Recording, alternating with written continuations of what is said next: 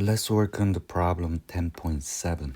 We are given x of n and h of again, and they want us to find y5. So we have the convolution definition y of n equals negative infinity to positive infinity x of k times h of n minus k, or y of n equals negative infinity to positive infinity h of k times x of n minus k. Let's use both. Y of 5 equals k goes from negative infinity to positive infinity x of k, and n value is 5. And now we have x of n is given as 1 when n goes from 1 to 6. So this will give us the summation bound. Then we have a magnitude of 1 times sigma k goes from 1 to 6 h of 5 minus k. So now we just need to plug in these values. Then if k equals to 1, we have h of 5 minus 1, k equals 2, h of 5 minus 2, k equals to 3, h of 5 minus 3, h of 5 minus 4, h of 5 minus 5, h of 5 minus 6. Then that is h of 4 plus 3 plus 2 plus 1 plus h of 0 and h of negative 1. Now we need to look at the values of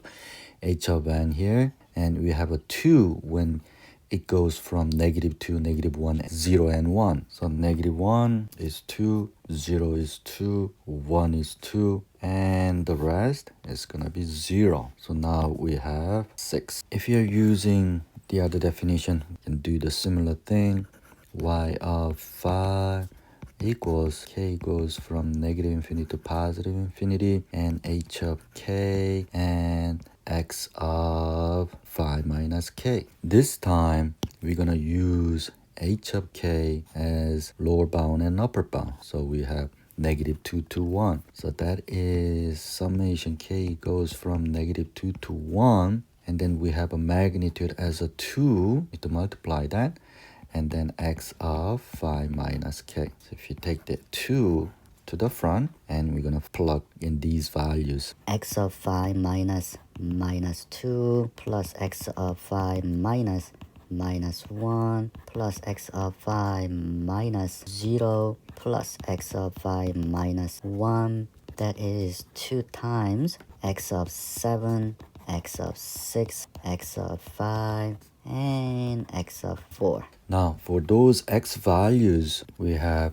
x equals to 1 when n equals to 1 through 6. So this equals to 1, equals to 1, 6 equals to 1, and this one is 0. Therefore, we have 2 times 3, and we have a 6. Part B and C, we want to find the max values. So when we look at here, we're going to have a max value when we have h of n equals to 2 from negative 2 to 1. So for max, when we have h of negative 2 plus h of negative 1 plus h of 0 and h of 1 is all 2, so it's gonna be 8. That's the max value we can get.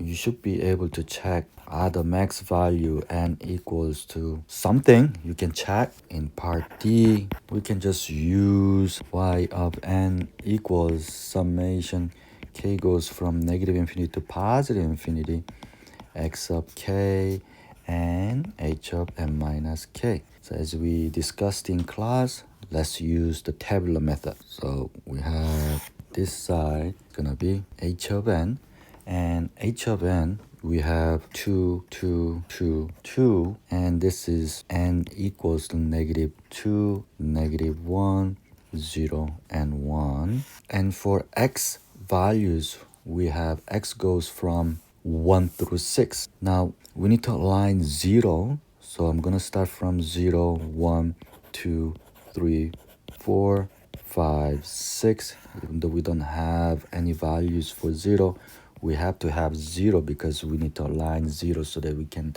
identify the value of 0. And then when x of n equals to 1, we have 1. So 1 times 2 we have a 2, 2, 2, 2.